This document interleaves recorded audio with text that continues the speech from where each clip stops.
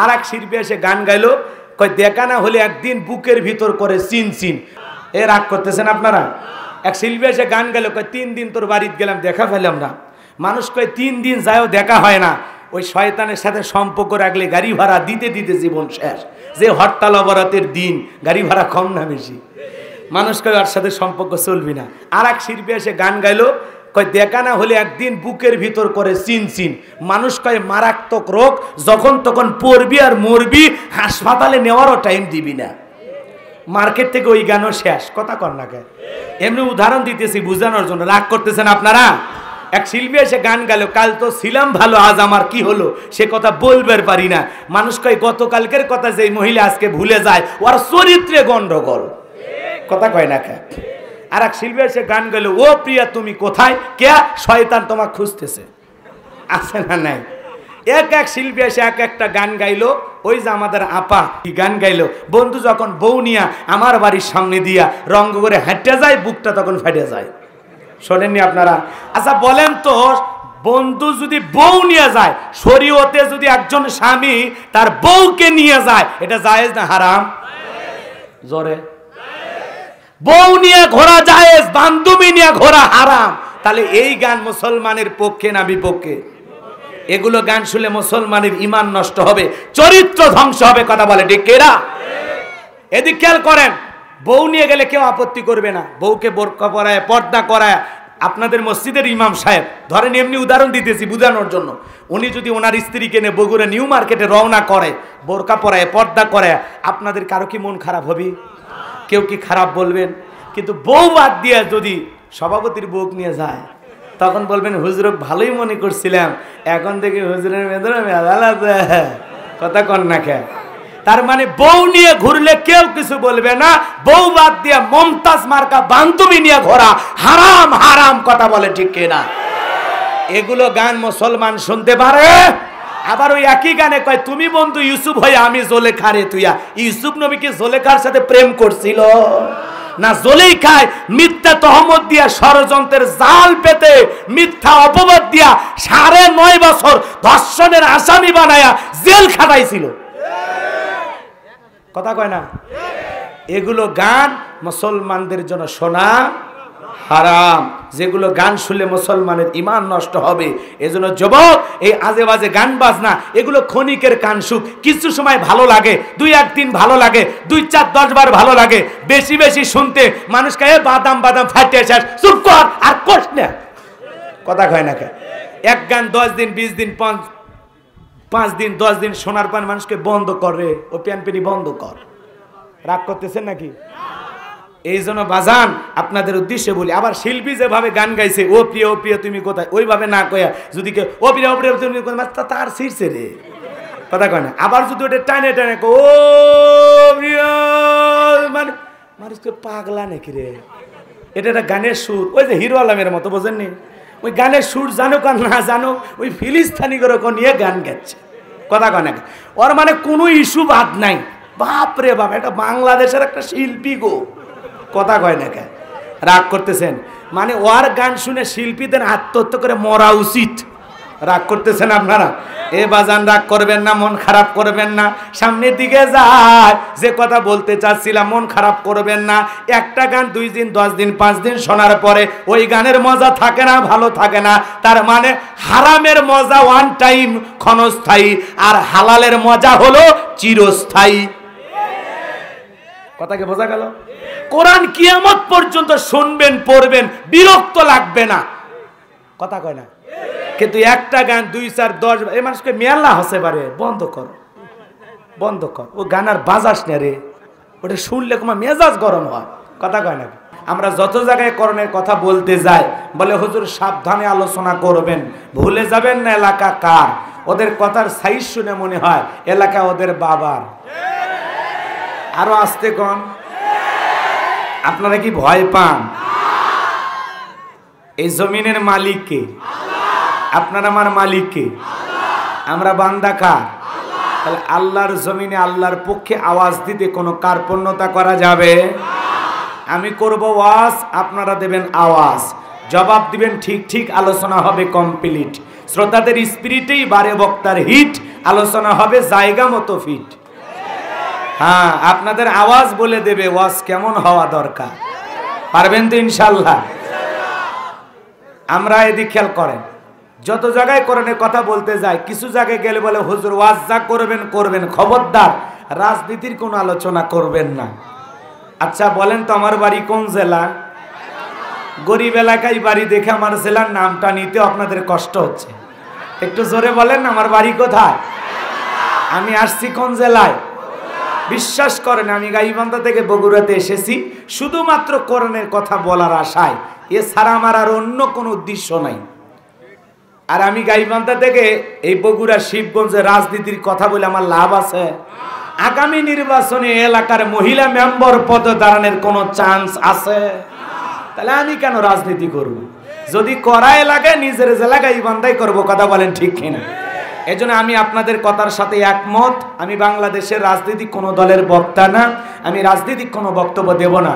I will not any political word because I am not a leader of any political party. কারণ এখানে সব দলের লোক আছে, আছে না নাই? এখানেই বসে আছেন আওয়ামী লীগ, বিএনপি, জাতীয়বাদী, জামাত ইসলাম, জাসদ, বাসদ, চরমনা, আরশি, দেওয়ানবাগি, ফুরপুরে, হাটহাজারী, ওলামা নিজামা, তাবলিগ, পাবলিক, ওলামা লীগ, গণতন্ত্র, গণফোরাম, সুসমাজ, বিকল্পধারা, এলজিবি, বিডিএম, নাগরিক শক্তি, ভিপিল সোসাইটি, 4 দল, 14 দল, 18 দল, 19 দল, 20 দল, হিন্দুস্তান, বেনেপ, বাংলাদেশ কংগ্রেস, এই পর্যন্তই থাক। বাংলাদেশে কত দল? আমি কি বোকা দলীয় আলোচনা করব? এই দিক থেকে যদি একটা দল লোক গুতা মারে, ওই দিক থেকে আর একটা দল লোক থানায় টেলিফোন করে, আমি হুজুরের অবস্থা ভালো না খারাপ? এই জন্য আজকের মাহফিলে বাংলাদেশের রাজনীতি নিয়ে কোন আলোচনা করা হবে? বলেন, বাংলাদেশের রাজনীতি নিয়ে কোন আলোচনা করা হবে না। তবে হ্যাঁ, আমি যদি কোনো রাজনৈতিক বক্তব্য দেই, এই পৃথিবীর শ্রেষ্ঠ রাজনীতিবিদ, শ্রেষ্ঠ রাষ্ট্রনায়ক, শ্রেষ্ঠ রাষ্ট্রপতি, শ্রেষ্ঠ সেনাপতি, শ্রেষ্ঠ বৈজ্ঞানিক, শ্রেষ্ঠ দার্শনিক, শ্রেষ্ঠ বাবা, শ্রেষ্ঠ নানা, শ্রেষ্ঠ স্বামী, শ্রেষ্ঠ আদর্শ, শ্রেষ্ঠ মহামানব, রহমাতুল আলামিনের মদিনার আদর্শের রাজনীতির কথা বলবো। আমি যদি কোন রাজনৈতিক বক্তব্য দেই, খলিফাতুল মুসলিমিন, আমিরুল মুমিনিন, হযরত ওমর ফারুকের আদর্শের রাজনীতির কথা বলবো। যে ওমর ফারুক আল্লাহর জমিনে আল্লাহর আইনকে প্রতিষ্ঠিত করতে গিয়ে নিজের কলিজার টুকরা ছেলেকে পর্যন্ত ছাড় দেয় নাই। কথা বলেন ঠিক কিনা? সেই মদিনাওয়ালার আদর্শের রাজনীতির কথা শোনার পর আপনার যেন আবার চুলকানি আরম্ভ না হয়। কারণ কোরআন হাদিসের হক কথা সবার পেটে হজম হয়। আপনারাই বলেন তো, সুদ করে সামনে যদি সুদের বিষয় নিয়ে আলোচনা করা হয়, ও কি বগুড়ার এশিয়া হোটেল থেকে মিষ্টি নিয়ে এসে বলবে হুজুর হ্যাঁ করেন মিষ্টি খান? নাকি বলবে এই হুজুর আইসা সুদের ওয়াজ কইরা আমার সুদের ব্যবসায় লালবাতি জ্বালাইছে? কথা বলেন ঠিক কিনা? যারা ঘুষ খায়, দুর্নীতি করে, ওদের সামনে ঘুষের আলোচনা করলে খুশি না বেজা? যারা বেনামাজি, নামাজ পড়ে না, আসার খাইয়া পইরা আল্লাহ সিজদা দেয় না, ওদের সামনে নামাজের ওয়াজ করলে খুশি না বেজা? যে সমস্ত মা বোনেরা বোরকা পরে না, পর্দা করে না, বুকে ওড়না পর্যন্ত নেয় না, জিন্সের প্যান্ট গেঞ্জি পরে রাস্তাতে হাইটা যায়, পিছন দিক দিয়ে তাকালে মনে হয় দুটো সুপারি গাছ দাঁড়িয়ে আছে, এরকম বেহায়া বেপরদা নারীর সামনে পর্দার আলোচনা করলে খুশি না বেজা? এক কথায় ওয়াজ যদি কারো বিপক্ষে চলে যায়, কিয়ামত পর্যন্ত সে বক্তার উপরে খুশি হবে না। কথা বলে ঠিক কিনা? এই জন্য পরিষ্কার কণ্ঠে একটি কথা বলে দিতে চাই, আজকের আলোচনা সভাপতি স্যারের মতো হবে না, প্রধান অতিথির মতো হবে না, মাহফিল কমিটির মতো হবে না, বক্তার মতো হবে না, শ্রোতাদের মতো হবে না। আল্লাহর কোরআন যা বলবে গোলাম রব্বানি তাই বলবে।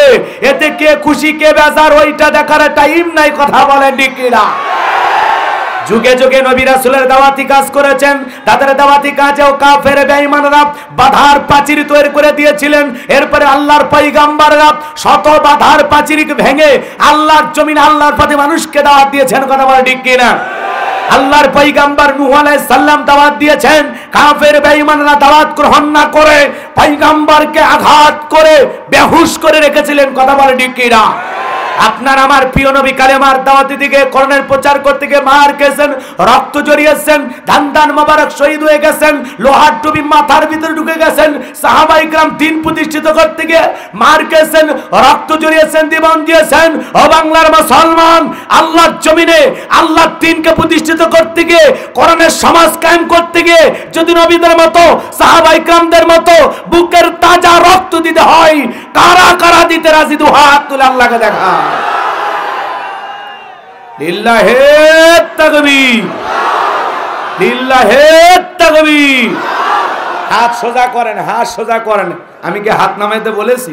হাত টান টান করেন। ওই যে মাঝে মাঝে হাত বেঁকা করে তুলেছেন, দুই হাত তোলার শক্তি নেই। আপনি পুরুষ মানুষ, আপনারা দিয়ে কিছু হবে। দুধ, ডিম, ভিটামিন, ক্যালসিয়াম মাঝে মাঝে কিনে খাবেন। একেবারে দুর্বল হলে তো চলতে পারবেন। হাত সোজা করেন। আল্লাহ রাব্বুল আলামিন বলেন, ইন্নাল্লাহা আশতারা মিনাল মুমিনিনা আনফুসাহুম ওয়া আমওয়ালাহুম বিআন্না লাহুমুল জান্নাহ। সূরা তাওবার 111 নম্বর আয়াতে আল্লাহ পাক জানায়া দিলেন, নিশ্চয়ই মুমিন বান্দাদের জান মাল আমি আল্লাহ ক্রয় করে নিয়েছি, বিনিময়ে দেব জান্নাত। বলুন সুবহানাল্লাহ। বলেন তো বাজান, আপনার আমার জীবনের মালিক কে? এ বগুড়ার শিবগঞ্জের যুবকেরা ভালো করে বলো তো, এই জীবনের মালিক কে? প্রেম করবা আর পার্কে নিয়ে যায় প্রেমিকাকে ডায়লগ দিবা, এ জীবন তোমার, তুমি শুধু আমার। ওরে হাইব্রিড যুবক, এই জীবনের মালিক কে? আপনার আমার সম্পদের মালিক কে? আল্লাহর দেয়া জীবন, আল্লাহর দেয়া সম্পদ আল্লাহর পথে খরচ করতে রাজি আছেন তো মুসলমান? রাজি আছেন তো ইনশাআল্লাহ? রাজি আছেন তো ইনশাআল্লাহ? রাজি আছেন তো ইনশাআল্লাহ? বাম হাত নামান, শুধু ডান হাত তুলে রাখেন। হ্যাঁ, আলোচনা একটু তাফসীর ভিত্তিক হওয়া দরকার আছে না নাই? একটু মনোযোগ দিয়ে কথা বলবেন আর আমার সাথে একটু কথা বলে সহযোগিতা করবেন। বগুড়ার মানুষ যদি এদিক খেয়াল করেন, তারা যদি আওয়াজ না দেয় অন্য জেলার মানুষ আওয়াজ দেবে? আমরা, আমার বাড়ি গাইবান্ধা, আপনাদের বাড়ি বগুড়া, আমাদের বাড়ি পাশাপাশি, আমাদের মধ্যেই হবে ভালোবাসাবাসি। একটু মহাব্বত যদি বেশি হয় তাহলে আওয়াজ আসতে না জোরে দিতে পারবেন তো ইনশাআল্লাহ? তো চলুন সরাসরি আল্লাহর কোরআন থেকে আলোচনা করব। আমি আপনাদের সামনে আজকে কথা বলবো পবিত্র কোরআনুল কারীমের 108 নম্বর সূরা। হুজুর ছোট সূরাও ধরছি ছোট। সূরাটির নাম হলো কাউসার। জোরে বলেন কি নাম? আরো জোরে বলেন। অনেকে ভাবতেছেন হুজুর এই সূরার থেকে ওয়াজ করবেন, এটা যদি আগে জানতাম কষ্ট করে আপনার মাহফিলে আসতাম না। এটা কি ভাবতেছেন নাকি? আচ্ছা বলেন তো, পরিচিত পথে পথ চলতে সহজ হয় না কঠিন হয়? পরিচিত মানুষের সাথে কথা বলে ভালো লাগে না খারাপ লাগে? পরিচিত পথে পথ চলতে যেমন সহজ হয়, পরিচিত মানুষের সাথে কথা বলে যেমন ভালো লাগে, আনন্দ লাগে, ঠিক কোন বক্তা, কোন মুফাসসির যদি পরিচিত জানা আয়াত বা সূরা থেকে আলোচনা করে, এইটা শুনে আরো বেশি ভালো লাগবে, কারণ এটা জানা আছে। কিন্তু একটা কথা আছে, এক একটা ফুলের এক একটা সুঘ্রাণ। আপনারা হয়তোবা যেভাবে সূরা কাউসারের তাফসীর বা আলোচনা জানেন, হয়তোবা আমি সেইভাবে জানি না। আজকে আমি যেভাবে বলবো হয়তোবা আপনারা সেভাবে শোনেন নাই। আর আজকে সূরা কাউসারের তাফসীর শোনার পরে যখন নামাজের ভিতরে আপনারা তিলাওয়াত করে পড়বেন, বিশ্বাস করেন আগের চাইতে 100 ভাগ মনোযোগ নামাজের ভিতরে আরো বেশি হবে। কারণ এই সূরা পড়তে পড়তে আপনার চোখে পানি চলে আসবে ইনশাআল্লাহ। একটু মনোযোগ দিয়ে কথাগুলো শোনা লাগবে, তাহলে বুঝতে পারবেন যে হুজুর এই সূরা থেকে কি ওয়াজ আমাদের উপহার দিতে চায়। একটু মনোযোগ দিয়ে শুনবেন। এই সূরার মধ্যেই বর্তমান প্রেক্ষাপট সব আছে। কথা কয় না কেন? সব আছে। একটু খালি মনোযোগ দিয়ে শুনবেন আর আমাকে একটু সহযোগিতা করবেন। পারবেন তো ইনশাআল্লাহ? তাহলে সূরার নাম আরো জোরে আর একবার বলেন। কাউসার বললে সব না গুনাহ সব হবে। আপনারা যারা এই জায়গায় বসে আছেন, আপনাদের হাতে একটু সময় আছে তো নাকি বলেন? 12টা পর্যন্ত ধৈর্য নিয়ে বসে থাকবেন তো ইনশাআল্লাহ? থাকবেন তো ইনশাআল্লাহ? তো কারা কারা থাকবেন না তারা হাত তোলেন। আলহামদুলিল্লাহ। 12টা পর্যন্ত আজকের মাহফিলে ধৈর্য সহকারে শেষ পর্যন্ত কারা কারা বসে থাকবেন দুই হাত তুলে বলেন ইনশাআল্লাহ। আর একবার বলেন ইনশাআল্লাহ। আর একবার বলেন ইনশাআল্লাহ। হাত নামান। এই যে ওয়াদা দিলেন আপনারা, ওয়াদা ঠিক থাকবে তো ইনশাআল্লাহ? আর ওয়াদা ভঙ্গ করে কিসের লক্ষণ? হ্যাঁ, ওয়াদা ভঙ্গ করে কিসের লক্ষণ সেটা আপনারা জানেন, তাহলে আমার তো আর বলা লাগবে না। তাহলে ধৈর্য নিয়ে বসে থাকেন। আর যদি কারো ওঠার চিন্তা ভাবনা থাকে 12টার আগে, তাহলে আমি 30 সেকেন্ডের জন্য চোখ দুটো বন্ধ করতেছি, আপনি ভেগে যান, সুযোগ দেওয়া হলো, যান, কোনো সমস্যা নেই। হ্যাঁ আলহামদুলিল্লাহ, কেউ যায় না, তার মানে শোনার আগ্রহ আছে। আল্লাহ কবুল করে, ধরে কোন আমি। আর কোনো ভূমিকা নয়, এইবার ডাইরেক্ট আলোচনা। সূরার নাম কাউসার। মোট আয়াত আছে 3টি, রুকু আছে 1টি। বিশ্বনবীর মক্কার জিন্দেগিতে এই সূরাটি নাজিল হয়েছেন। জবান ছেড়ে সবাই আমার সাথে পড়ুন। আউযু বিল্লাহি মিনাশ শাইতানির রাজিম বিসমিল্লাহির রাহমানির রহিম। বিতাড়িত মোরদাদ শয়তানের কাছ থেকে আল্লাহ পাকের কাছে আশ্রয় প্রার্থনা চাচ্ছি। পরম করুণাময় অসীম দয়ালু আল্লাহ তাআলা নামে শুরু করছে। আমরা যে কোনো কাজ শুরু করব কার নামে? আল্লাহর নামে কাজ শুরু করলে কল্যাণ আছে না নাই? বরকত আছে না নাই? হ্যাঁ, আমরা কোরআন থেকে আলোচনা করব, কারণ এই কিতাব থেকে যদি কথা বলা হয় কারো কি কোনো সমস্যা আছে ভাই? এই কিতাবের মধ্যে কোনো ভুল আছে? কোনো ভেজাল আছে? মিথ্যা আছে? ধোঁকা আছে? থাকবে কি করে? কিতাবটি নাজিল করেছেন কে? সে আল্লাহ পাক কিতাবের শুরুতেই জানিয়ে দিয়েছেন, যালিকাল কিতাবুল লা রাইবা ফি। এটি এমন একটি কিতাব যেই কিতাবের মধ্যে কোনো সন্দেহ নাই, কোনো সংশয় নাই, কোনো মিথ্যা নাই, কোনো ধোঁকা নাই। There is no doubt. বলুন আল্লাহু আকবার। হুদাল লিল মুত্তাকিন, মুত্তাকি বান্দাদের জন্য গাইডলাইন হিসাবে, পথ প্রদর্শক হিসাবে আসমান থেকে এই কিতাবটি নাজিল করেছেন কে? সেই কোরআনের আলোচনা শুনলে লাভ না লস? আরো জোরে বলেন। আল্লাহ রাব্বুল আলামিন বলেন, ওয়া ইযা কুরিয়াল কুরআনু ফাসতামিউ লাহু ওয়া আনসিতু লাআল্লাকুম তুরহামুন। সূরা আরাফ আয়াত নাম্বার 204। আল্লাহ রাব্বুল আলামিন জানা দিলেন, তোমাদের সামনে যখন কোরআন পাঠ করা হয়, কোরআনের আলোচনা করা হয়, চুপ করে কান লাগিয়ে মনোযোগ সহকারে কোরআনের কথাগুলো শ্রবণ করো। যদি চুপচাপ কোরআনুল কারীমের কথাগুলো শ্রবণ করতে পারো, আসমান থেকে তোমাদের উপরে আমি আল্লাহর রহমত বৃষ্টির মতো নাজিল হবে। বলুন সুবহানাল্লাহ। সেই কিতাবের আলোচনা শোনার জন্য আমরা বসেছি। এই জায়গায় আল্লাহর রহমত নাজিল হচ্ছে, এটা আপনারা বিশ্বাস করেন কিনা? এটা জান্নাতের বাগান, এতে কোনো সন্দেহ নাই। আর আমরা যে জায়গায় বসে আছি, এই জায়গা আসমান থেকে আল্লাহর রহমত বৃষ্টির মতো নাজিল হচ্ছে। বলুন সুবহানাল্লাহ। কিন্তু দেখার মতো সেই চোখ আপনার আমার নাই। কথা কয় না? সেই চোখ থাকতে গেলে আমল করা লাগবে, ওইদিকে গেলে আবার লম্বা হবে। বিশ্বনবী রহমতুল্লিল আলামিন পাহাড়ের পাশে দাঁড়িয়ে সাহাবায়ে কেরামদের সামনে কোরআন দিয়ে আলোচনা করতেছেন। আম্মা জান আয়েশা তাকায় দেখেন, বৃষ্টি পড়ে পড়ে নবী এবং সাহাবায়ে কেরামদের শরীর মোবারক ভিজে যাচ্ছে। বিশ্বনবী যখন আলোচনা শেষে ঘরের ভিতরে প্রবেশ করলেন, আম্মা জান আয়েশা তাকায় দেখেন রাসূলের পুরোটা শরীরের মধ্যে এক ফোঁটা বৃষ্টির পানির চিহ্ন খুঁজে পাওয়া যায় না। বলুন সুবহানাল্লাহ।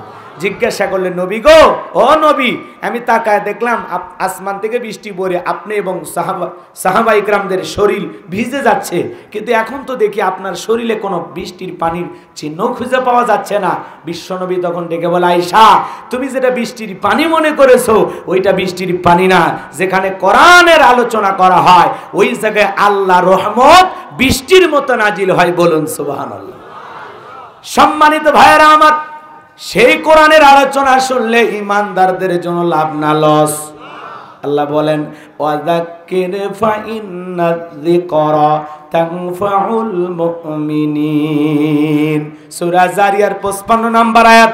আল্লাহ ডেকে বলেন, যারা আমার মুমিন বান্দা, তাদের সামনে যখন কোরআন ওয়াজ করা হয়, কোরআন থেকে উপদেশ দেওয়া হয়, এই কথাগুলো শোনার পর আমার মুমিন বান্দাদের উপকারে আসবে। বলুন সুবহানাল্লাহ। তাহলে কোরআনুল কারীমের কোন সূরা থেকে? সূরা কাউসার। বলেন কি না? একটু জবান ছেড়ে আমার সাথে সবাই পড়ুন, সবাই পড়ুন। সকলের মুখস্থ আছে না নাই? সবাই পড়েন। ইন্না আ'তাইনাকাল কাউসার ফাসাল্লি লিরাব্বিকা ওয়ানহার ইন্না শানিয়াকা হুয়াল আবতার। আল্লাহু আকবার। যে কোনো আয়াত বা সূরার তাফসীর করতে হলে কোন প্রেক্ষাপটে আল্লাহর হাবিবের ওপরে সেই সূরাটি বা আয়াতটি নাজিল হয়েছে, সেই নাজিলের শানে নজুল জানার দরকার আছে না নাই? কথা বলেন না কেন? রাগ করতেছেন? এই সূরাটি আল্লাহর হাবিবের ওপর কখন নাজিল হয়েছে, সেই নাজিলের প্রেক্ষাপট আছে না নাই? হ্যাঁ, যদি নাজিলের প্রেক্ষাপট আলোচনা করা হয়, শানে নজুল আলোচনা করা হয়, তাহলে তাফসীর বুঝতে সহজ হয়। বলুন সুবহানাল্লাহ। নবীজির প্রিয় সাহাবী হযরতে আনাস রাদিয়াল্লাহু তাআলা আনহু বলেন, নবীজি আমাদের চোখের সামনে বসা, কয়েকজন সাহাবা ইকরামদের সাথে রাসূল বসে আছেন। হযরতে আনাস ডেকে বলেন, আমি নবীজির চেহারা মোবারকের দিকে তাকায় দেখি, নবীজির মুখটা মলিন, চোখের কোণায় অশ্রু দেখা যায়, মনটা ভার। কিছুটা সময় অতিবাহিত হয়ে যাওয়ার পর আমার নবীজি মুস্কি মুস্কি হাসতেছেন। বলুন সুবহানাল্লাহ। হযরতে আনাস ডেকে বলেন, নবী গো, এই মাত্র দেখলাম মনটা খারাপ, চোখের কোণায় পানি, আবার কেন মুস্কি হাসেন? আমার নবীর মনটা কেন খারাপ, চোখের কোণায় অশ্রু কেন? বলেন তো বাজানের কারণ আছে না নাই? নবীজির মনটা খারাপ হয়ে যাওয়ার পিছনে কারণ আছে না নাই? কারণ হলো বাজান গো আমার, নবীজির কলিজার টুকরা ছেলে সন্তানগুলো জন্মগ্রহণ করে একে একে মারা যায়। ইব্রাহিম মারা যায়, আবুল কাসেম মারা যায়, নবীজির একটা ছেলে সন্তানও জীবিত থাকলো না। সব ছেলে সন্তানগুলো যখন মারা যায়, বলেন তো বাবা, বাবা হিসাবে নবীজির মনেও কষ্ট লাগে কিনা? আরো জোরে বলেন। নবীজির মনটা ভেঙে গেল, বিশ্ব নবী কষ্ট পান। আর নবীজির কাছের চাচা নাম হলো আবু লাহাব, ডেকে বলে, ভাতিজা, তোমার বংশে বাতি জ্বালানোর কেউ নাই, তুমি একটা লেজ কাটা, তুমি একটা নির্বংশ। জোরে কন্যা উজুবিল্লাহ। হাতখুরা বোঝেন? হাতখুরা। এই কথাগুলো বলে রসুলকে গালি দিতেছেন, রসুলের আপন চাচা। আচ্ছা বলেন তো বাজান, যদি এদিক খেয়াল করেন, বিপদের দিনে কাছের মানুষদের উচিত কি দেওয়া? সান্ত্বনা দেওয়া না কষ্ট দেওয়া? সান্ত্বনা দেওয়া। আল্লাহ না করুক আপনার আমার সন্তান যদি মারা যায়, কাছের আত্মীয় স্বজন এসে বলবে, বাবা মন খারাপ করো না, সবর করো, ধৈর্য ধারণ করো, জীবন মৃত্যুর মালিক আল্লাহ, আল্লাহ সন্তান দিয়েছে, আল্লাহ নিয়েছে, তুমি মন খারাপ করো না, সবর করো, ধৈর্য ধারণ করো। আল্লাহ যদি চায় বছর না ঘুরতে আবারও তোমাদের ঘর আলোকিত করে সন্তান দুনিয়াতে আসবে। কথা বলেন ঠিক কিনা? তার মানে বিপদের দিনে কাছের মানুষদের উচিত সান্ত্বনা দেওয়া। কিন্তু রসুলের চাচা এতটাই খারাপ, রসুলের ছেলেগুলো মারা যায়, ছেলে সন্তানগুলো জীবিত থাকলো না, একে একে ছেলেগুলো মারা যায়। আর নবীর চাচা আবু লাহাব ডেকে বলে, ভাতিজা, তুমি একটা লেজ কাটা, তুমি একটা নির্বংশ, তোমার বংশে বাতি জ্বালানোর মতো কেউ থাকলো? তাহলে নবীজির কষ্ট কমে না বাড়ে? আরো জোরে বলেন। এ বাজান গো আমার, নবীজির ছেলে সন্তানগুলো কেন জীবিত থাকলেন না? দুনিয়াতে নবীর ছেলে নবী হয়েছে, অনেক পয়গম্বরের ছেলে সন্তান জীবিত ছিল, কিন্তু বিশ্ব নবীর একটা ছেলে সন্তান যৌবন পর্যন্ত কেন আল্লাহর দুনিয়াতে জীবিত থাকলেন না? আল্লাহ কেন তাদেরকে শিশুকালে নিলেন? এর পিছনেও কারণ আছে না নাই? জোরে বলেন, আছে না নাই? নবীজির ছেলে সন্তান গৌরব শিশুকালে বিদায় নেওয়ার পিছনে কারণ আছে তিনটি। জোরে বলেন কয়টি? আরো জোরে, আরো জোরে। নবীজির ছেলে সন্তানগুলো কেন জীবিত থাকলেন না? আল্লাহ কেন তাদেরকে শিশুকালে নিলেন? এর পিছনে রহস্য নাই? জোরে বলেন, রহস্য নাই? অনেক পয়গম্বরের ছেলেরা জীবিত থাকলেন, কিন্তু আমার আপনার নবী ছেলে কেন জীবিত থাকলেন না? এর পিছনে তিনটি কারণ আছে। কি সেই তিনটি রহস্য? কি সেই তিনটি কারণ? যদি আমি বলতে যাই তাহলে 3 নাম্বার আয়াতের আলোচনা শুরু করা লাগবে। আমি এখন 1 নাম্বার আয়াত বাদ দেখি 3 নাম্বারে চলে যাব, নাকি আস্তে আস্তে শুরু করা যায়? সময় আছে তো ভাই ইনশাল্লাহ? তাহলে রসুলের ছেলে সন্তানগুলো কেন মারা গেলেন? কি সেই তিনটি কারণ? কারা কারা শুনবেন একটু হাত তুলে দেখান তো দেখি। লিল্লাহে তাকবীর। একটু আওয়াজ দেন, পিছনের ভাইয়ের একটু আওয়াজ দেন, লিল্লাহে তাকবীর। একটু আওয়াজ দেন, সামনের দিকে যেতে দেন, একটু আল বানতে নিয়ে তো চেঁচা শুরু করা লাগবে। আমাকে একটু জায়গা মতো যেতে দেন, অপেক্ষা করেন। যুবকেরা হতাশ হওয়ার কারণ নাই, তোমরা যে আলোচনা খুঁজতেছো ওইটা 52 মিনিট পরে শুরু হবে। মা বোনেরাও আসছে, ওদের জন্য আলোচনা হবে 1 ঘন্টা 15 মিনিট পরে। শেষ পর্যন্ত থাকলে কোন সময় কি আলোচনা হবে আপনি নিজেও টের পাবেন না। অতএব ধৈর্য নিয়ে বসে থাকা লাগবে। আপনি যেটা শোনার জন্য মনে মনে ভাবতেছেন সেগুলোও হবে ইনশাআল্লাহ। শুরু করা লাগবে। চলেন সামনের দিকে যাই। কষ্ট হচ্ছে আপনাদের? আমার ভাইয়েরা, একে তো নবীজির ছেলেগুলো মারা যায়, আর কাছের চাচা আবু লাহাব সমালোচনা করে, নবীজির মনটা খারাপ, হৃদয়টা ব্যথিত। অন্যদিকে সাহাবায়ে কেরাম যারা ইসলাম ধর্ম গ্রহণ করে, কাফের বেঈমানরা তাদের উপরে নির্যাতন জুলুম চালায়। নবীজি যখন কালেমার দাওয়াত দিলেন, ইসলামের প্রচার প্রসার করতে লাগলেন, হযরতে বেলাল বিশ্ব নবীর কাছে রাত্রি বেলায় হাজির হয়ে গেলেন। নবীজি দারুল আরকামে বসা। হযরতে বেলাল বিশ্ব নবীর সামনে উপস্থিত হওয়ার পর ডেকে বলেন, নবী গো, আপনার চাইতে সুন্দর মানুষ আমি জীবনে কোনোদিন দেখি নাই, বলুন সুবহানাল্লাহ। আপনার আমার নবী কতটা সুন্দর জানেন? আম্মা জান আয়েশা ডেকে বলেন, যারা ইউসুফ নবীর চেহারার দিকে তাকাইয়া ফল কাটতে গিয়ে আঙ্গুল কেটে ফেলে দিয়েছিল, ওরা যদি বিশ্ব নবীর চেহারা মোবারকের দিকে একবার তাকাইতো, শুধুমাত্র আঙ্গুল নয়, আঙ্গুল কাটতে কাটতে, হাত কাটতে কাটতে কখন যে নিজের কলিজা কেটে দুফাক করে দিত, মুহূর্তের জন্য টের পাইতো না। আপনার আমার নবী এতটাই সুন্দর। সুবহানাল্লাহ বলেন। নবীর উম্মত হিসাবে নবীর সম্মান মর্যাদা জানার দরকার আছে না নাই? এক জায়গায় যাওয়াজ করলাম, বলেন তো আমার নবীর নাম কি? বলে আব্দুল কাদের জিলানী। পীর সাহেবের নাম মুখস্থ আছে, কিন্তু আমার নবীর নামটা মুখস্থ নাই। নবীর জীবনে থেকে কিছু কথা বলবো, যদি কারো খারাপ লাগে, ভালো না লাগে, উঠে চলে যায়। বুঝতে পারবেন রসুলের প্রেম ভালোবাসা 100% আপনার কলিজায় নাই। কথা কয় না কে? নবীজির আলোচনা হয়, নবীজির কথা বলে, আমরা যেই নবীর উম্মত সেই নবীকে নিয়ে কথা হয়। আপনি যদি উঠে যান তাহলে কি রসুলের প্রেম আছে? এ যুবকে 12টা বাজছে, কিছু পোলাফান এরকম আছে, মানে ইউটিউবে দেখছে তো এক নজরে না দেখবি, দেখে শেষ, মানে ওর কাছে আর ওয়াজ শোনা লাগবে না। রাগ করতেছেন? ওই 5-10 মিনিটের কাটিং শুনে লাভ আছে, আজকে পুরোটা শোনেন। খারাপ লাগতেছে?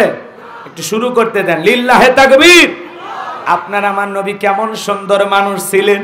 হযরতে জাবের রাদিয়াল্লাহু তাআলা আনহু বলেন, পূর্ণিমার রাত আমি রাসূলের বাড়িতে গেলাম, সেদিন দেখেছিলাম চাঁদ উদয় হয়েছে দুইটা, একটা চাঁদ আসমানে আর একটা চাঁদ জমিনে।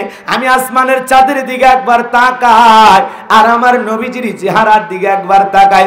হযরতে জাবের রাদিয়াল্লাহু তাআলা আনহু বলেন, ওই আকাশের পূর্ণিমার চাঁদের চাইতে আমার নবীকে আমার কাছে বেশি সুন্দর মনে হয়। জোরে বলেন সুবহানাল্লাহ। আপনার আমার নবী কতটা সুন্দর। আম্মা জান আয়েশা ডেকে বলেন, ও দুনিয়ার মানুষ, তোমাদের একটা সূর্য আছে, আমি আয়েশারও একটা সূর্য আছে। তোমাদের সূর্য উদয় হয় দিনের বেলায়, আর আমি আয়েশার সূর্য উদয় হয় রাতের বেলায়। আম্মা জান রাতের বেলায় সুই দিয়ে কাজ করতেছিলেন, হাত থেকে সুইটা পড়ে গেল, বাতিতে কোনো তেল ছিল না, বাতি জ্বালাইতে পারলেন না, অপেক্ষায় বসে থাকলেন। নবীজি যখন এশার সালাত আদায় করার পর ঘরের ভিতরে প্রবেশ করে সর্বপ্রথম আম্মা জান আয়েশাকে সালাম দিলেন। বলেন আল্লাহু আকবার। নবী ঘরে ঢুকে স্ত্রীকে কি দিলেন? এই সুন্নাত আপনার আমার বাড়িতে আমল করার দরকার আছে না নাই? ঘরে ঢুকে বউকে সালাম দিবেন, আসসালামু আলাইকুম রহিমা, কেমন আছো সোনা? ঘরের দরজাটা খোলো না, আমি তোমার লেটনের বাপ, তোমার দিওয়ানা। বউ খুশি হয়ে দরজা খুলবে, কথা বলে ঠিক কিনা? কিন্তু আমাদের ব্যবহার এত ভালো না, আমরা রাগান্বিত হয়ে থাকি, মেজাজ গরম করে বাড়িতে যায় ডাক দেয়, এ রুবেলের মামে দরজা খোল, বেশি দেরি হলে দরজা ভাঙ্গা তোর পিঠের ওপর কি যে হবি আজ। বউ ভিতর থেকে বলে, এটা স্বামী না সেকেন্ড আজরাইল। এরকম পুরুষ আছে না নাই? ওই বাইরে যায়, আমার বউ আমাকে বাঘের মতো ভয় করে। মানুষের কাছে তো গল্প সাটায় আছে না নাই? বউ যদি বাঘের মতো ভয় করে, বাকি পশু, তার মানে বউ তোমাকে ভয় পায়, তার মানে বউয়ের কাছে তুমি আর মানুষ নাই, হয়ে গেছো। কথা কয় না, রাগ করতেছেন? বউয়ের কাছে মানুষ হওয়া লাগবে, বইয়ের প্রিয় স্বামী হওয়া লাগবে, বইয়ের ভালোবাসার মানুষ হওয়া লাগবে। বইয়ের কাছে ওই পুরুষের বাগাগিরি দেখে লাভ নাই। কথা কয় না কেন? জাগা মতো তোমার খুঁজে পাওয়া যাবে না, তুমি বইয়ের কাছে বাঘ সেজে বসে আসো। আছে না নাই? আছে না নাই?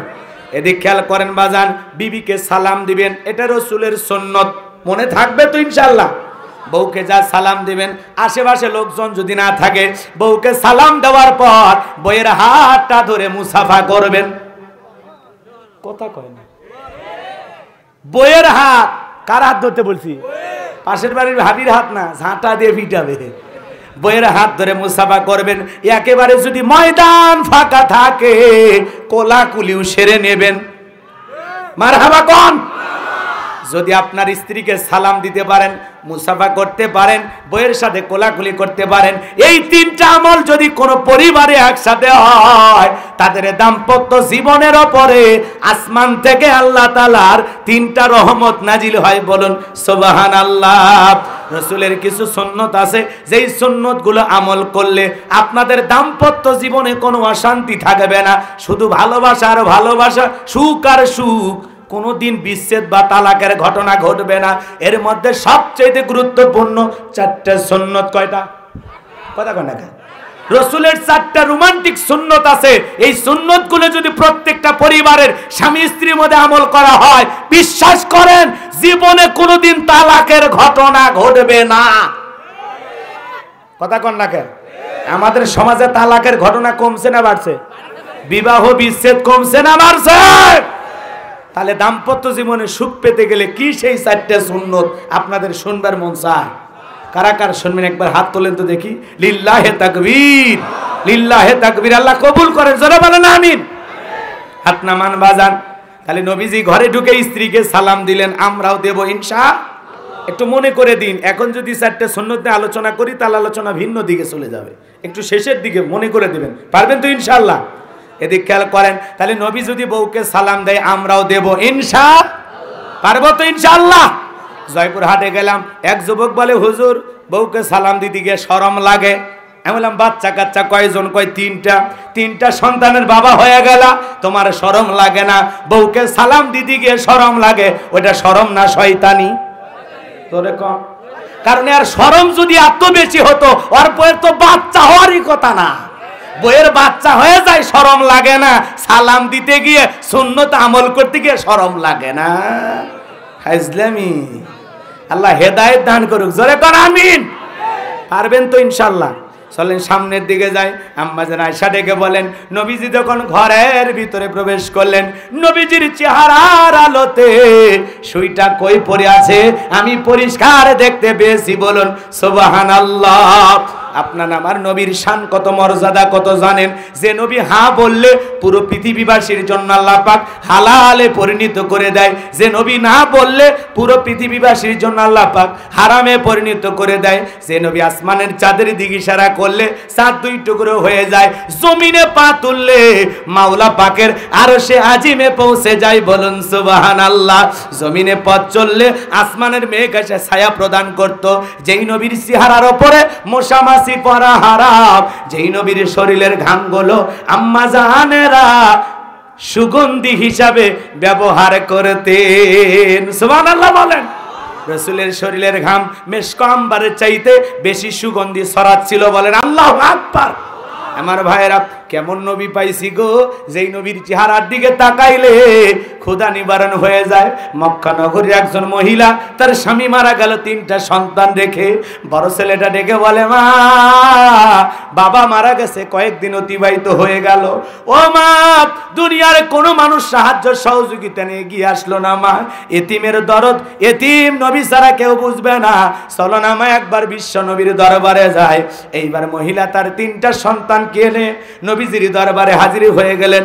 দুইটা ভাই যখন বিশ্ব নবীর চেহারা মোবারকের দিকে তাকাইছে, বড় ভাই ছোট ভাইকে ডেকে বলে, ভাই, এ কেমন মানুষের চেহারার দিকে তাকাইলাম, যার চেহারার দিকে তাকাইয়া আমার পেটের ক্ষুধা নিবারণ হয়ে গেছে। ছোট ভাই ডেকে বলে, বড় ভাই, আমি তো একই কথা বলতে চাচ্ছিলাম, এ কেমন মানুষের চেহারার দিকে তাকাইলাম গো, যার চেহারার দিকে তাকাইয়া আমার মনে হয় এই মাত্র পেট ভরে কি যেন খাইলাম। সুবহানাল্লাহ। যেই নবীর চেহারার দিকে তাকাইলে পেটের ক্ষুধা নিবারণ হয়ে যায়, সেই নবীর কাছে হযরত বেলাল কথা মনে আছে না নাই? ডেকে বলেন, নবী গো আপনি কালেমার দাওয়াত দেন, ইসলামের প্রচার প্রসার করেন, ও নবী গো আমাকে একটু কালেমা পড়ে মুসলমান বানায় দেন।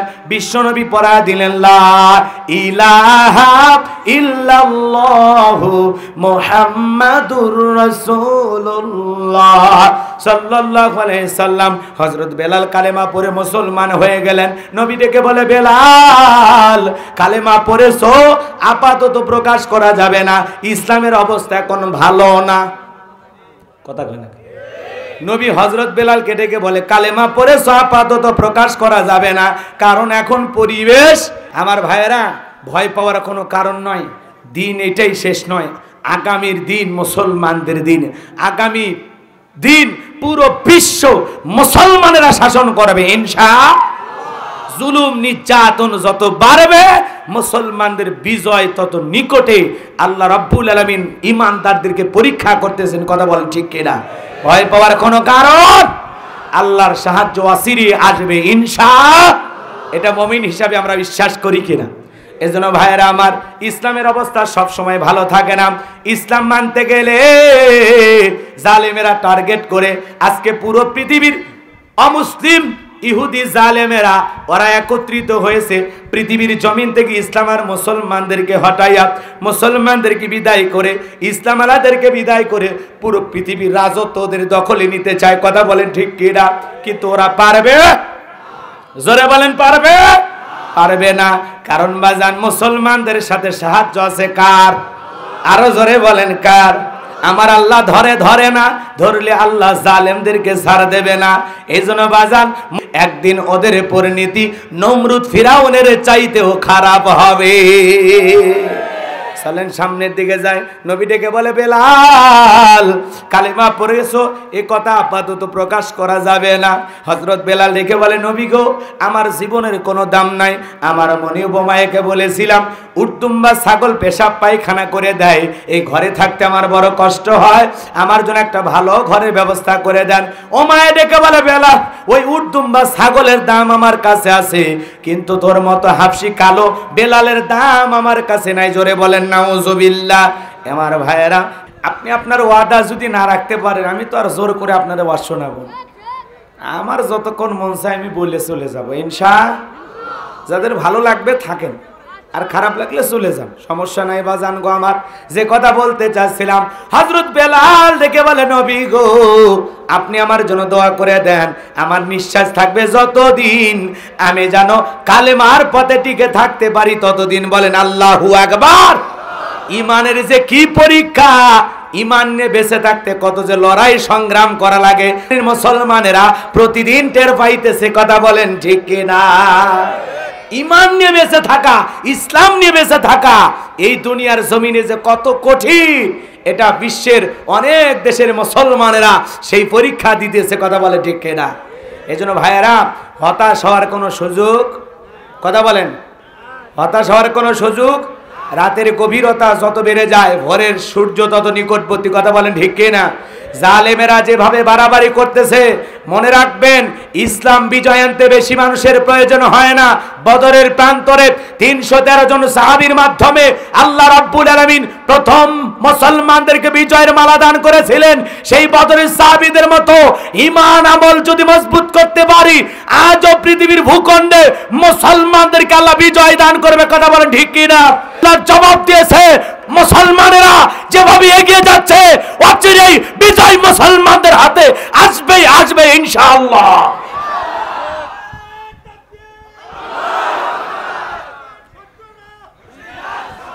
ভয় পাওয়ার কোনো কারণ?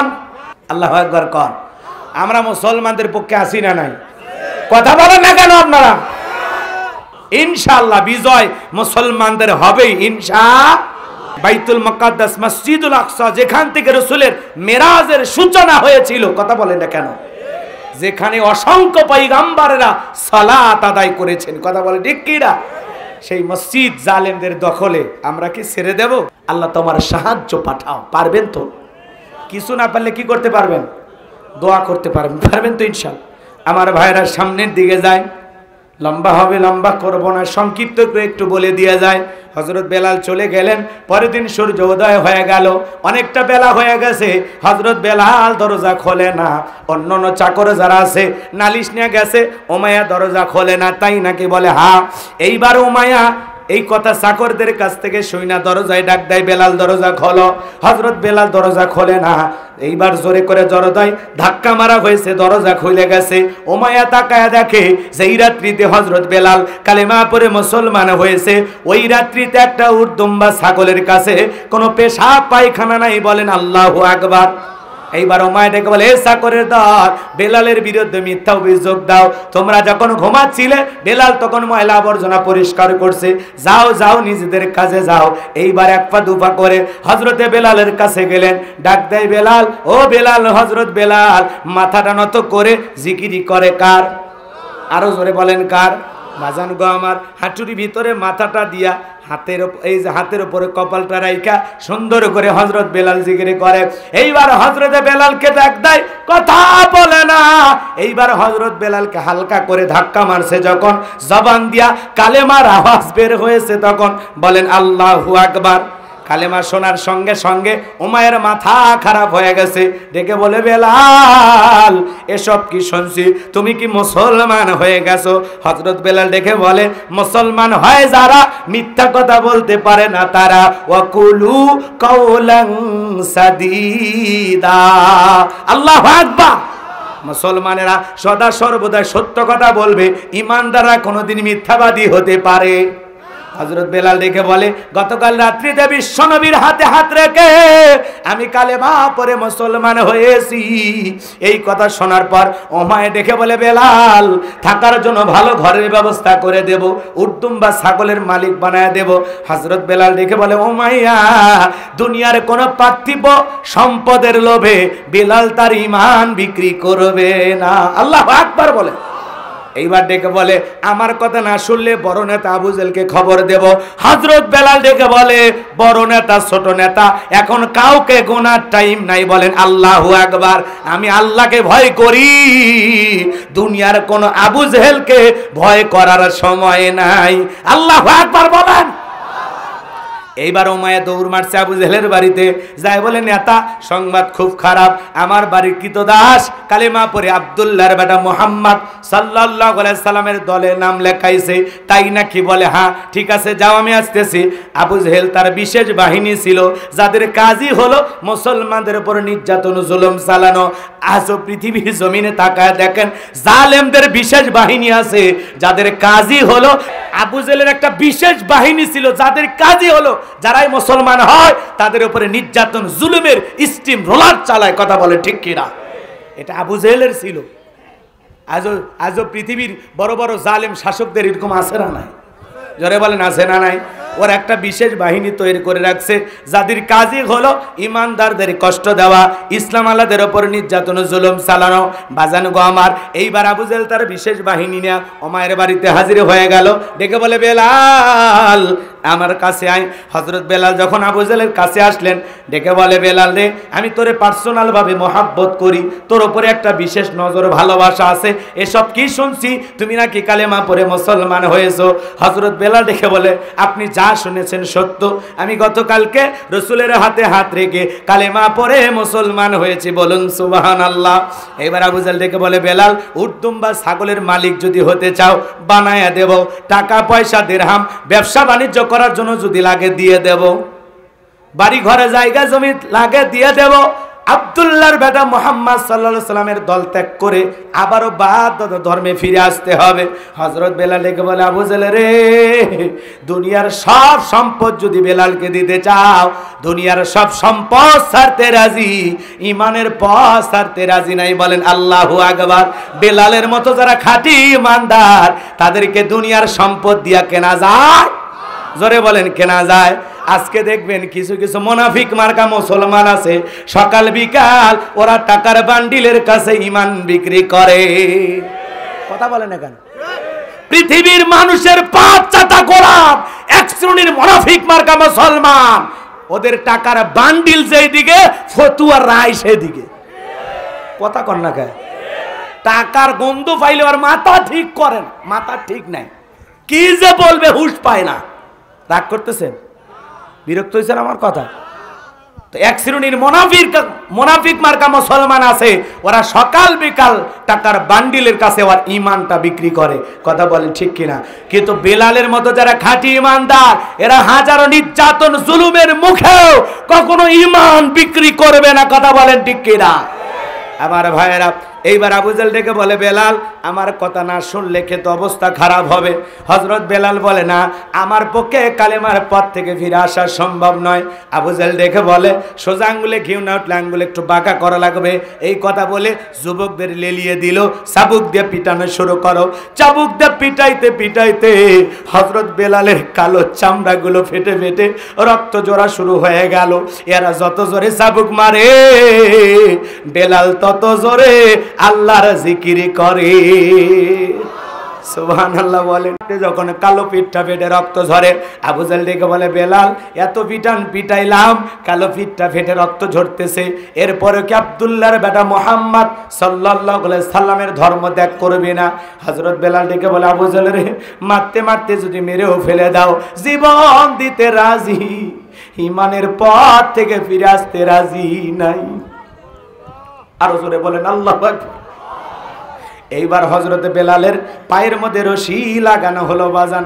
রশি লাগাইয়া মরুভূমির গরম বালিতে ছেঁচড়ায় ছেঁচড়া নিয়ে ঘোরা হলো। শুধু কি তাই, বাবলা গাছের কাঁটাগুলো জিহ্বার ভিতরে পেরেকের মতো মেরে দেওয়া হলো।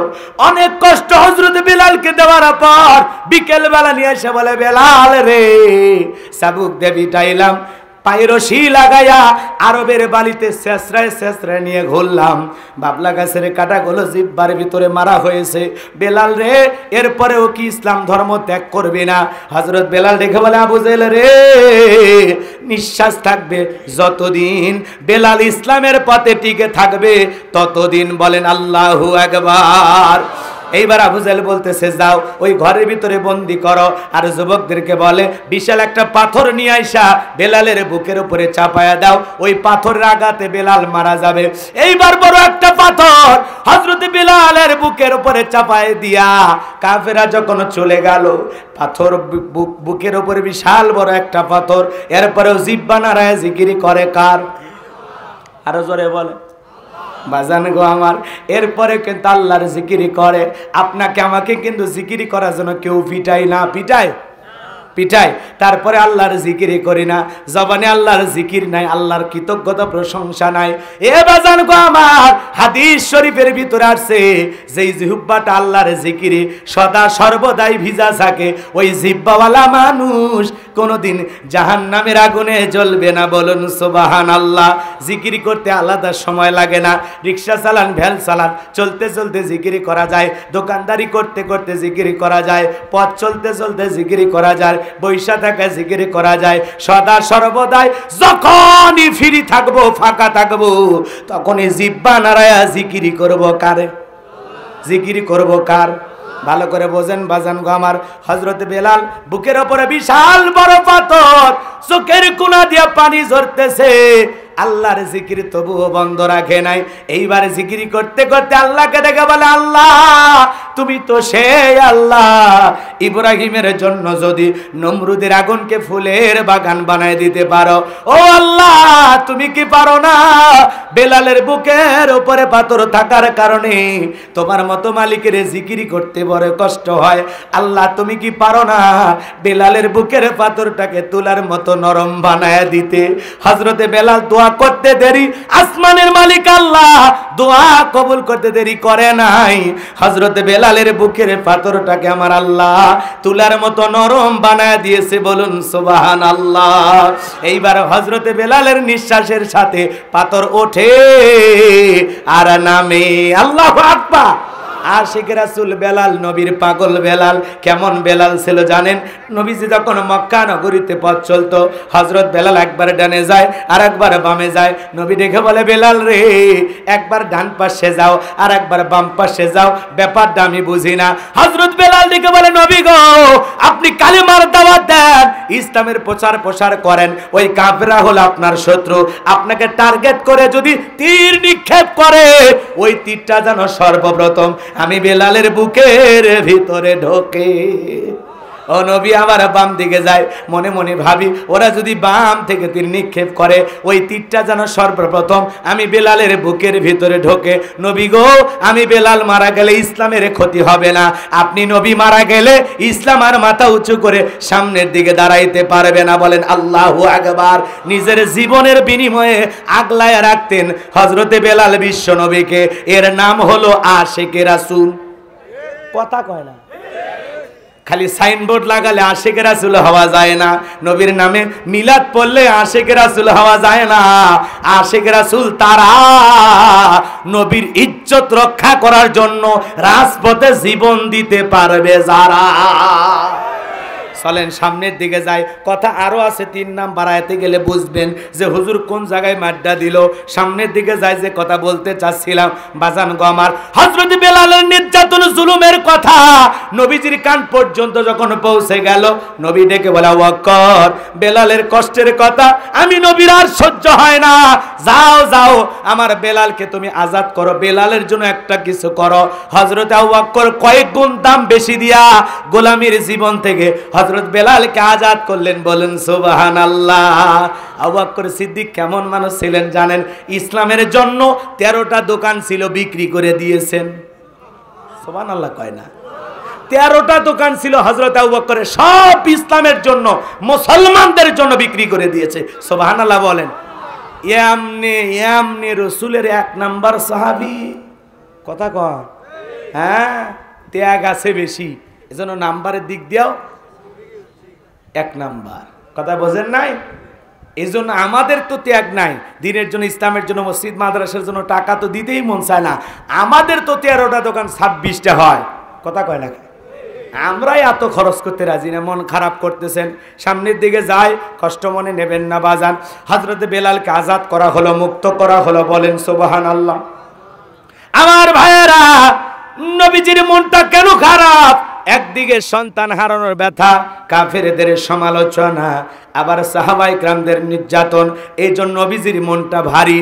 বলেন তো বাজান, নবীর যখন মন খারাপ, নবীকে সান্ত্বনা দেওয়ার দায়িত্ব কার? নবীর মা নাই, বাবা নাই। আমার আল্লাহ তখন আসমান থেকে ডেকে বলে, জিবরাইল আর করিস না দেরি, আমার বন্ধুর মনটা হয়েছে ভারী, লাহু মাহফুজ থেকে সূরা কাউসার নিয়ে যায় আমার বন্ধুকে সান্ত্বনা দিয়ে দাও তাড়াতাড়ি। আল্লাহু আকবার। বিশ্বনবী ডেকে বলে, আনাস আমার মনটা খারাপ কেন তোমরা জানো, কিন্তু আমার মুস্কি হাসি দেওয়ার কারণ হলো এই মাত্র আসমান থেকে জিবরাইল এসে আমার উপরে সূরা কাউসার নাজিল করলো। বলুন সুবহানাল্লাহ। নবী তখন সাহাবায়ে কেরামদের সামনে তেলাওয়াত করলেন। জবান ছেড়ে আরেকবার বলুন, ইন্না আ'তাইনাকাল কাউসার ফাসাল্লি লিরাব্বিকা ওয়ানহার ইন্না শানিয়াকা হুয়াল আবতার। আল্লাহু আকবার। বাবার হাত ধরে ছোটবেলায় মসজিদে গিয়েছিলাম, ইমাম সাহেবের কণ্ঠে আমরা সূরা ফাতিহা শুনেছি। 30, 40, 50 বছর ধরে যারা নামাজ আদায় করে, 5 ওয়াক্ত সালাত আদায় করে, কমপক্ষে দিনের মধ্যে 40 বারেরও বেশি সূরা ফাতিহা পাঠ করতে হয়। কেউ কি রাগান্বিত হয়ে বিরক্ত হয়ে বলেছে যে সূরা ফাতিহা পড়তে আর মজা লাগে না, ভাল লাগে না? বলেছে কেউ? কোন ইমাম সাহেব কি বলেছে, ভাই 30 বছর ধরে ইমামতি করি, সূরা ফাতিহা দিয়ে নামাজ পড়ায়, কাল মাগরিব থেকে সূরা ফাতিহা আর পড়বো না, আমি ইখলাস দিয়ে শুরু করব। হুজুর যদি প্রথম রাকাতে শুরু করে কুল হু আল্লাহু আহাদ, আপনারা পেছন থেকে কি বলবেন? আল্লাহু আকবার। ও হুজুর, আগে সূরা ফাতিহা পড়েন, এরপরে অন্য সূরা ধরেন। আর যে হুজুর সূরা ফাতিহা ছাড়া ইমামতি করে নামাজ পড়াতে চায়, বিনা বেতনে চাকরি করলেও তার ইমামতিতে নামাজ পড়ব। কোরআনের ভিতরে আল্লাহ কি আকর্ষণ দিয়েছে, এতবার পড়ি তাও বিরক্ত লাগে না। সুবহানাল্লাহ বলবেন না? কি মধু, কি মজেজা আল্লাহ দিয়েছেন। জোরে পড়লেও মজা লাগে, টেনে পড়লেও মজা লাগে, আস্তে আস্তে পড়লেও মজা লাগে। কথা বলেন ঠিক কিনা? কখনো আকর্ষণ কমে না। মিশরের কারি আব্দুল বাসেত যখন কোরআন তিলাওয়াত করে, কানটা ধরে টান মারে, মনে হয় কোরআন নাজিল হচ্ছে। সুবহানাল্লাহ বলেন। এই সূরাটা যদি টেনে পড়া হয়, মজা আছে না? নাই?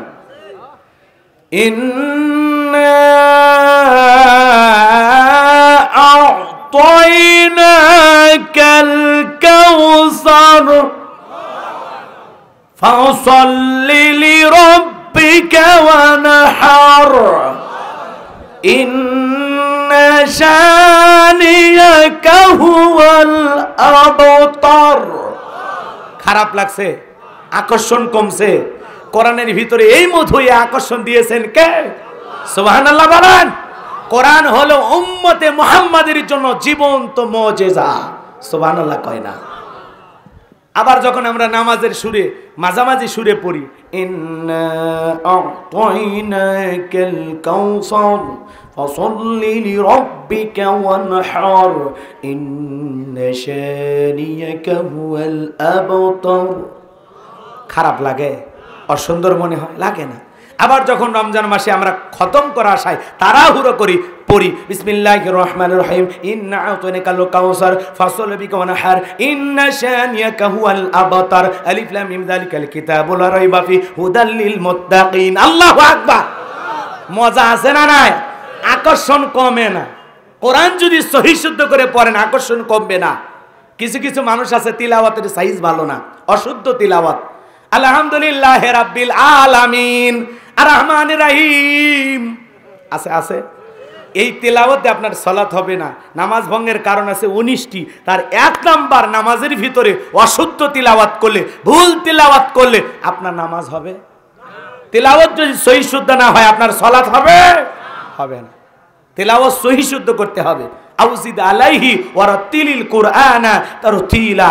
কোরআনকে তার তিলের সহিত স্পষ্ট করে ধীরে ধীরে সুন্দর করে থেমে থেমে তিলাওয়াত করতে হবে। এই অর্ডার কার? তিলাওয়াতের দিক দিয়ে কিন্তু বিশ্ব চ্যাম্পিয়ন হলো মহিলারা। মা বোনেরা যদি তিলাওয়াত করে, বাপ রে বাপ, আলিফ লাম মিম যালিকাল কিতাবু লা রাই আছে আছে। মনে রাখবেন এই কোরআন তিলাওয়াতকারীর পক্ষে সুপারিশ করবে, আবার তিলাওয়াতকারীকে লানত করবে। কথা কয় না? তাহলে কোরআনের সুপারিশ নিতে চান তাহলে কোরআনকে সহি শুদ্ধ করে পড়তে হবে, সুন্দর করে তেলাওয়াত করতে হবে। কোরআনের ভিতরে যে আকর্ষণ দিয়েছে আল্লাহ সেটা বুঝে পড়তে হবে। কথা বলেন ঠিক কি না? তাহলে কোরআন জোরে পড়লেও মজা লাগে, টেনে পড়লেও মজা লাগে, থেমে পড়লেও মজা লাগে। কথা কয় না? কিন্তু একটা গান 2 দিন 3 দিন 4 দিন শোনার পর অত মজা লাগে? এ রাগ করতেছেন আপনারা? এক শিল্পী এসে গান গেল, কয় 3 দিন তোর বাড়িতে গেলাম দেখা পেলাম না। মানুষ কয় 3 দিন যায়ও দেখা হয় না।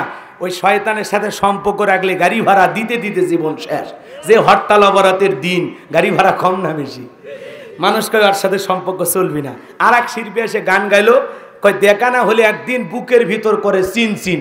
মানুষ কয় মারাত্মক রোগ, যখন তখন পড়বি আর মরবি, হাসপাতালে নেওয়ারও টাইম দিবি না। মার্কেট থেকে ওই গানও শেষ। কথা কর না কে? এমনি উদাহরণ দিতেছি বুঝানোর জন্য। রাগ করতেছেন আপনারা? এক শিল্পী এসে গান গেল, কাল তো ছিলাম ভালো, আজ আমার কি হলো সে কথা বলবার পারি না। মানুষ কয় গতকালকের কথা যে মহিলা আজকে ভুলে যায়, ওর চরিত্রে গন্ডগোল। কথা কয় না কে? আর এক শিল্পী এসে গান গেল, ও প্রিয়া তুমি কোথায়, কে শয়তান তোমাকে খুঁজতেছে। আছে না নাই? এক এক শিল্পী এসে এক একটা গান গাইলো। ওই যে আমাদের আপা কি গান গাইলো, বন্ধু যখন বউ নিয়া আমার বাড়ির সামনে দিয়া রঙ্গ করে হেঁটে যায়, বুকটা তখন ফেটে যায়। শোনেননি আপনারা?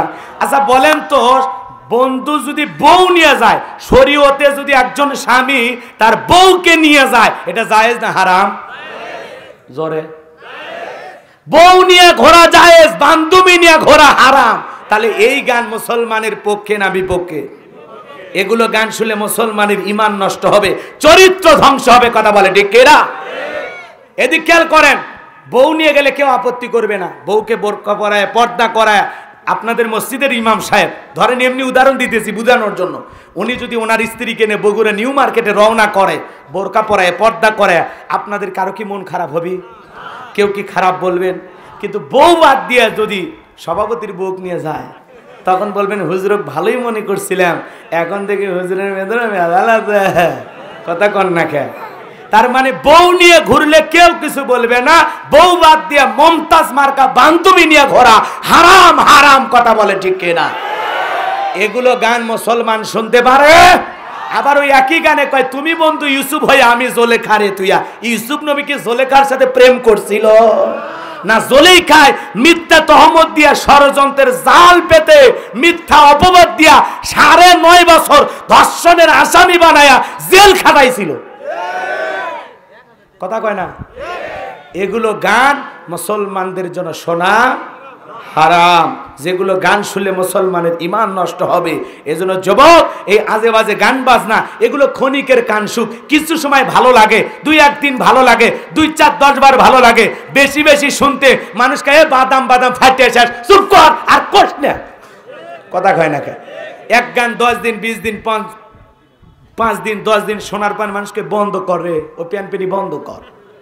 রাগ করতেছেন নাকি? এই জন্য বাজান আপনাদের উদ্দেশ্যে বলি, আবার শিল্পী যেভাবে গান গাইছে, ও প্রিয় তুমি কোথায়, ওইভাবে না কয়া যদি কেউ ও প্রিয় তুমি কোথায়, তার শীর্ষে রে।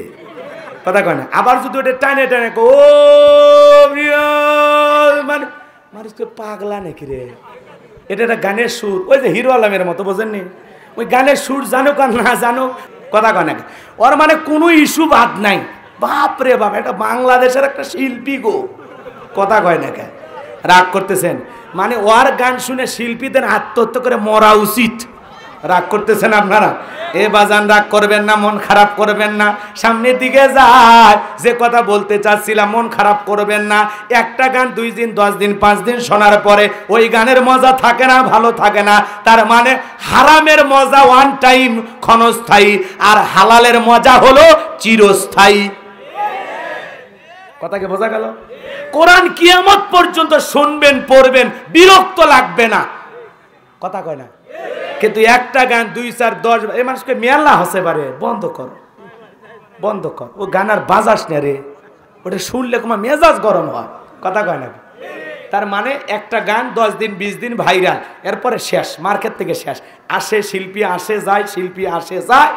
কিন্তু মনে রাখবেন, আল্লাহর কোরআনের ভিতর এমন একটা সুর, এমন একটা মধু, এমন একটা আকর্ষণ আল্লাহ দিয়েছে, কিয়ামত পর্যন্ত কোরআন শুনে মুসলমানের কাছে বিরক্ত লাগতে পারে যদি ঈমান ঠিক থাকে। ওয়াইদা তুলিয়াত আলাইহিম আয়াতুহু যাদাতুহুম ঈমানা। কোরআন শুনলে মুমিনের ঈমানের ব্যাটারিতে চার্জ হয়। ঈমান মসজিদে শুনলেও চার্জ হয়, মাদ্রাসায় শুনলেও চার্জ হয়। যত জায়গায় মুমিন কোরআন শোনে তত ঈমানটা বাইরে যায়। সুবহানাল্লাহ বলেন। রাগ করতেছেন আপনারা? অনেকে আবার কয় হুজুর চার্জের কথা বলেন, এই যে মোবাইল আমি 30,000 50,000 টাকা দিয়ে কিনি, কোনো সমস্যা নাই। এখানে লেখা আছে কত পার্সেন্ট চার্জ, 100%। কমতে কমতে কমতে কমতে 0 হয়ে মোবাইল বন্ধ হবে কিনা? এখন আপনি যদি মোবাইল ধরবেন, এই 50,000 টাকা দিয়ে কিনছি, চলবি না কেন, বন্ধ কেন হলি, শুনবি কথা? ওই তখন বলবি তোর 50,000-এ গরম দেখবে খুশি, এর একটা ছিদ্র আছে, চার্জে ঢুকে দিয়ে না চার্জের ব্যবস্থা কর, এমনি কথা বলবো। তার মানে মোবাইলের একটা ব্যাটারি আছে, নির্দিষ্ট সময়ে চার্জ থাকে, আবার বন্ধ হয়ে যায়, আবারও চার্জের ব্যবস্থা করা হয়। মুসলমানেরও এরকম একটা ঈমানের একটা ব্যাটারি আছে, ওইটাতে কোরআন শুনলে চার্জ বাড়ে, ঈমান তাজা হয়, ঈমানের ভিতরে ভালো লাগা কাজ করে, তৃপ্তি অনুভূতি এগুলো কাজ করে। কিন্তু যারা শোনে না, বোঝে না, ধরে না, সয় না, কোরআনের কাছে আসে না, দেখবেন শয়তান কত খারাপ, তার চেয়ে ওই বেশি খারাপ। যাবি আর তাহলে ওয়াজ দিয়ে কি লাভ? মানুষ হেদায়েত হয় না। বুঝবেন ওর ঈমানের ব্যাটারি ডাউন। কথা কয় না খায়? যারাই দেখবেন আলেমদের বিরুদ্ধে, ইসলামের বিরুদ্ধে, কোরআনের মাহফিলের বিরুদ্ধে, মসজিদ মাদ্রাসার বিরুদ্ধে কথা বলবে, বুঝবেন ওই আর মুসলমান নাই, ওর ঈমান আছে কিনা সন্দেহ। মনে থাকবে তো ইনশাআল্লাহ? চলেন এইবার আমরা মূল আলোচনায় চলে যাই। কষ্ট হচ্ছে? নবীজি যখন তিলাওয়াত করে শোনায় দিলেন, ইন্না আ'তাইনাকাল কাউসার, আল্লাহু আকবার। আমার আল্লাহ ডেকে বলে, নবী গো, নিশ্চয় আমি আল্লাহ পাক আপনাকে হাউজে কাউসার দান করেছি। বলুন সুবহানাল্লাহ। একটু আমাকে একটু 3টা আয়াতের কথা খালি একটু বলার সুযোগ দেন, খুব ভালো লাগবে ইনশাআল্লাহ। মূল জায়গায় আসছি, এখন খালি মজার মজা। সুবহানাল্লাহ বলেন। ওই যে বললাম, কোরআন শুনে যদি ভালো লাগা কাজ করে তাহলে মজা লাগবে। একটু শোনেন বাজান। আল্লাহ বলেন, ইন্না আ'তাইনাকাল কাউসার। আল্লাহু আকবার। আমার আল্লাহ দেখে বলে, নিশ্চয়ই আমি আল্লাহ পাক আপনাকে হাউজে কাউসার দান করেছি। অবশ্যই আপনাকে হাউজে কাউসার দান করেছি নবী গো। দুনিয়ার কোন নবী রাসূলকে আমি আল্লাহ পাক হাউজে কাউসার দান করি নাই। আমি আমার বন্ধু মুহাম্মদ রাসূলুল্লাহ সাল্লাল্লাহু আলাইহি সাল্লামকে হাউজে কাউসার গিফট করেছি। বলুন সুবহানাল্লাহ। নবীকে হাউজে কাউসার দান করেছেন কে? এই হাউজে কাউসারের পানি মধুর চাইতে মিষ্টি, পানির চাইতেও ক্লিয়ার। কঠিন কিয়ামতের ময়দানে যেদিন মানুষের জিহ্বা কুকুরের মতো ঝুলে আসবে নাভি পর্যন্ত, যেদিন মা তার সন্তানের পরিচয় দেবে না, স্বামী তার স্ত্রী পরিচয় দেবে না, ভাই ভাইয়ের পরিচয় দেবে না, যেদিন আল্লাহর আরশের ছায়া ছাড়া আর কোনো ছায়া থাকবে না, যেদিন সূর্য সহাত মাথার উপরে চলে আসবে, জমিনটা হয়ে যাবে তামার জমিন, যেদিন মানুষ উলঙ্গ হয়ে বিচার দিবসে উঠবে, ওই কঠিন কিয়ামতের ময়দানে আমার বাজান ওই বিচার দিবসের একদিন হবে 50,000 বছরের সমান।